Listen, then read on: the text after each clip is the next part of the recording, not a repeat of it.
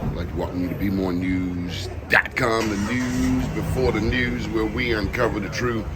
Here with Reaux. He's one of our Joe Man's Black Wall Street honorees for this evening at Black Wall Street, New Orleans. Down here, two fat vegans. Reaux, how you doing? What's happening, old school? How you doing, OG, man? I'm doing good. What's your radio show? What station you on? So I'm on Streetz 100.3 here in New Orleans, but I also own my own internet radio station. It's called Vibe 95, and we are now ranked the world's #1 Afrobeat station. We have accumulated more than 250,000 listeners in more than 10 countries, so we're excited about that. Good God Almighty! Well, give me one of them countries. United States. Okay. No, but we have a huge following in Nigeria, of course, because that's the home base of Afrobeat music. We have a huge Johannesburg following in South Africa. We have a huge following for some reason in Canada. So Vibe 95 has really grown. But here in New Orleans, Streetz 100.3 is a hip hop and R&B station that is really making a lot of noise around town. One of the things that we have done very well with Streetz 100.3 is actually engage and connect with the community. We're playing some of the local artists that are really on the cusp of making it big. And then also we're local businesses. Helping to brand local companies and minority businesses and showing them how to take their brands to another level by using the airwaves. Why is it important to support black business?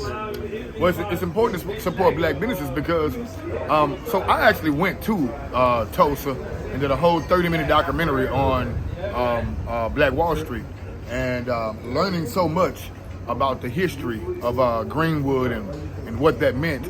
We have always been able to prosper in our community. We've always been able to take our money, invest it, and make it grow. It wasn't until they started bombing us, killing us, taking our businesses, and forcing us to spend money elsewhere that we started, our businesses begin to decline. When we start spending money with ourselves and investing in our own community, we'll see our community grow. Louisiana is a part of the Black Wall Street story. Yeah. The story actually didn't start in Tulsa. Mm-hmm. The first blacks who went to Oklahoma came out of Florida. Mm. And there was a man from Louisiana named Henry Adams who was a big part of helping blacks get up out of the Deep South after the Civil War, when things got even more ratchet. So also, we have a street here called Bayou Road. You familiar with Bayou Road? Bayou Road? So we have a street here called Bayou Road. Bayou Road is actually older than New Orleans. It was actually operating before this actually became New Orleans. And Bayou Road today is almost like Black Wall Street. It's all black businesses. The entire little area over there is all black businesses. The community bookstore, they're black-owned restaurants, black-owned cupcake shops, everything. So we're very proud of, and honestly, we need to expand it even more than we have. But just the fact that New Orleans has been able to protect Bayou Road is a blessing. It's my understanding that you had the richest blacks in America. Yeah, we have free blacks here. Right here in New Orleans. Yeah, we have free black people right here in New Orleans. A lot of people don't know that Louisiana. New Orleans is not Louisiana. It's okay. I had a teacher, man. New Orleans is not Louisiana, but it is what it is. Y'all get that later. Here in Louisiana, we say we live in New Orleans. We don't live in Louisiana. We don't know what that is. But anyway, a lot of people don't realize that Louisiana actually had the first black governor in America. During Reconstruction. PBS Pinchback. Governor, PBS Pinchback was the very place, but they didn't know he was black. He was what we call passe blanc. So like the Pope. Right. But there's this culture down here. You are right. There were wealthy Africans here in this area. Creole people, man. These people here, man, were already making a living for themselves. They were already doing that thing, you know what I'm saying? And then all of a sudden, Iberville and Bienville come through here, man, and kind of changed the whole landscape of what was going on here. Who was that again? Iberville and Bienville. The ones they say discovered Louisiana, but were they French? Yeah, they were sent over here by King Louis, and that's why it's called Louisiana. But they also are responsible for St. Louis, which is why St. Louis is called St. Louis. Both of these places were pretty much destined by King Louis, So it's a lot of history. Was it more open to black people than, say, the British?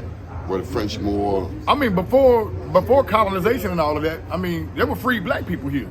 You know, so that really just changed New Orleans. You know, when slavery touched down, because New Orleans was I hate to say it like this, but this was the Sam's wholesale of slaves. You know, the slave masters around the South would come to New Orleans to buy their slaves. You know, we have a place here called Congo Square. Congo Square is where they would sell the slaves, but it's also the place where the slaves were actually given the opportunity to speak in their native language, to dance in their own music, play their own music. Every Sunday between 12 and 6 o'clock, they would allow the slaves some freedom between 12 and 6 to go down and play their African music, speaking their native language, do poetry, all of that, you know, in a place called Congo Square, which still exists here today. You know, and Congo Square is probably the most important piece of New Orleans history when it pertains to black people, because that's the birthplace of jazz music. You know, jazz music began in that area, in the Treme area here in New Orleans, you know, from Congo Square, when the Africans were able to go down and they play those drums and, you know, they would sing songs, you know, whatever. That was the birth of something that on this particular land over here they had never witnessed before. You know, that's our culture. What were some of the names that every African American should know in the world of jazz when it comes to New Orleans? Well, it's one name you definitely ought to know. Louis. You better know Louis, you know. Yeah. But, I mean, even in the latter part of jazz, as time grew, you know, you should know the Marsalis brothers, you know. I'm going to get with you, Corey. The Marsalis brothers. You should also, look, Glenn rest, Davis, the rest of the the country, Rebirth Brass Band. Other people say Marsalis. Marsalis, yeah. You know, but it's pronounced Marsali. Well, like, for example, if you come to New Orleans, we got a street here that's spelled B-U-R-G-U-N-D-Y. Most people that come here, they'll say, take me to Burgundy Street. But we don't pronounce that Burgundy. We pronounce it Burgundy. Burgundy. Burgundy, you know. So if you know, people here pronounce stuff the way that this culture just has its own way of doing things. It's very unique. You say Lafayette? Lafayette. So in Baltimore, it would be Lafayette. Lafayette, okay. Well, I learned something about Baltimore, though. You know, I learned that I can't say Baltimore. No, Baltimore. I gotta say Baltimore. Yeah, you got drag. The T is a D. You know what I'm saying? I learned that. I learned right. that. Yeah. Or none at all. So I ran into some people from Baltimore, and I asked them where they were from. You know, and one lady said Maryland. I said, okay, well, you're definitely not from Baltimore. No, she And she said, well, how you know? I said, because people from Baltimore say Baltimore. They do not say Maryland. Yeah. You know, so Yeah, we're from Baltimore. Maryland is in Baltimore. Yeah, like you said. How'd you say it? Well, see, here we don't say we live in New Orleans, Louisiana. Yeah. We say we live in New Orleans. Yeah. Period. Yeah. You know. Yeah. Now, geographically, we know it's Louis. Let me tell you why.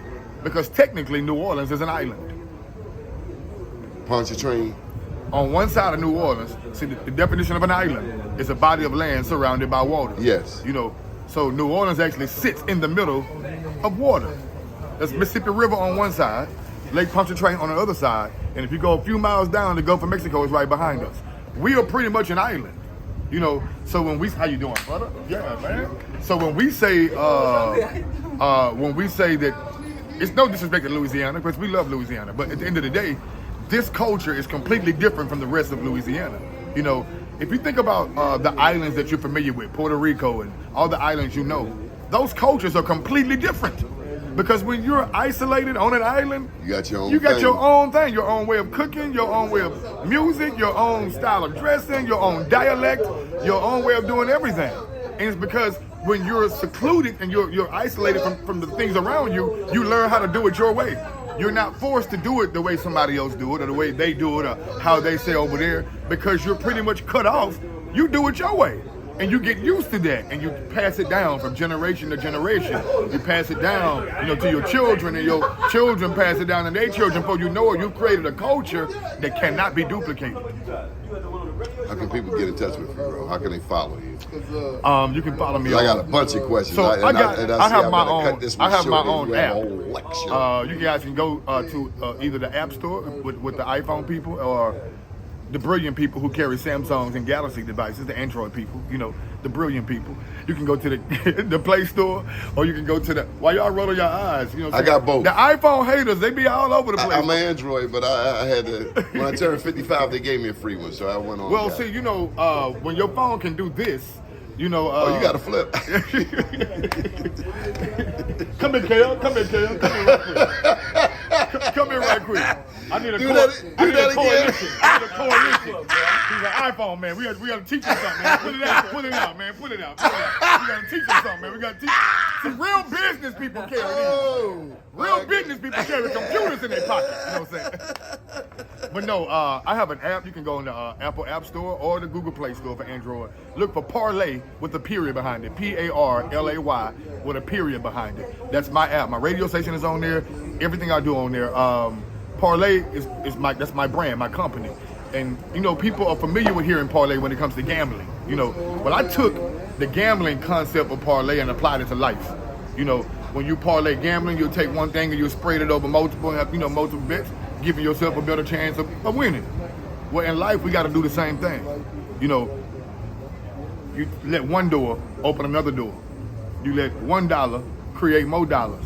You let one handshake start a network. You know, that's what you do when you parlay in life. You got to take the little thing you got, the one thing God gave you, and multiply that thing. You know, so I'm a life coach and a motivational speaker, but I love, you know, just sharing with people, especially about New Orleans history, about Louisiana, and especially our culture when it comes to black people. So thank y'all for the love, man. When I come to Baltimore, I got to find y'all, man. I'm going to make sure. I got spoken word friends in Baltimore, man. Yes, sir. Yes. Keep watching BeatMoreNews.com, the news before the news, where we uncover the truth.